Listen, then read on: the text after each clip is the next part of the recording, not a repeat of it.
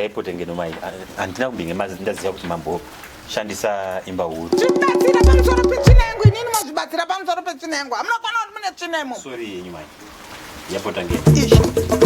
Torai bhanatiri mudire tsvina yenyu neyangu zvese imo. Mai andina kupinda ndikashandisa ndichiita dope. Andina kumboita dope. Nanga ndichingorasa mvura. Dope kuita sei? Ima hamuna kuona kuti mune tsvina imo. Ndiregerero mai. Ngaipote ngeno mai. Saka usikuda kudira mvura iyi. Sorry yenyu mai. Ndakuona tsvina yangu kwaita. Nekundikumura hembe iwe. Zvasiyana nechiko. Ana atete ndinakudedzai. Ndakumurwa hembe nemukwasha. Kundikumura hembe inini. Kundinyadzisa ini. Zvinoita here izvozvo baba mwana? Azinyatsoita mwana. Handisi kutombofara naatete kana. Mukwasha uyu zvandiitira. Muri kunzwa? Ndiri kuzvinzwa. Mukwasha uyu handina chokutaura nezvake. Kundikumura hembe ini. Aisha.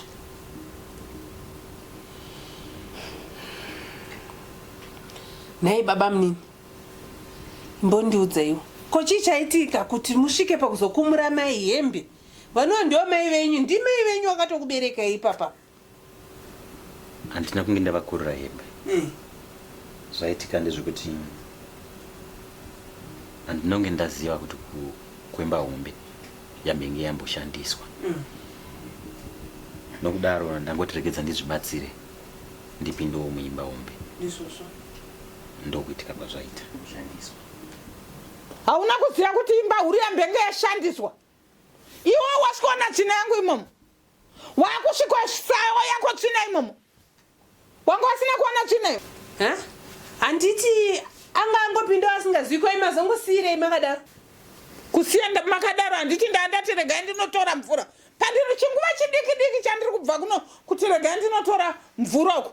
Iye atopinda kudhara. Hazvinangana nebasa izvo zvamunoita izvo hazvinangana nebasa rese. Mwana angopinda wasikazivi saka totokumbira ematongomuregerera mwana wenyucho. Hapana Kumuregerera? Zvinobuda izvozvo? Aiwa zvinobuda. Ndikutonda kutoripwa. Namai guru tatine chikumbiro kuti mamuchida kuripwa nei? Ndiri kuda mbudzi yemunongedzo wetsvina yangu yaona. Ndoda $300. Ndozvo zvandiri kuda. Besides that, haana kwaanoenda nemwana wangu.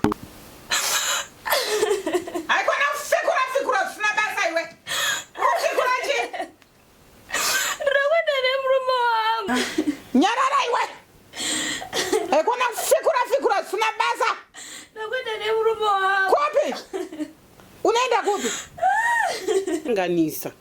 Hatisi kuramba vakanganisa asi tachikumbira mutidzikisirewo. Munozviona sei baba mwana? Ya apa panenge pakanganisika regai tinzwe nana tetezi kuti vanoiona sei. Haiwa ikona yekutaura sedununu imi. Taurai zvine panshi yekuti pamba pane murume.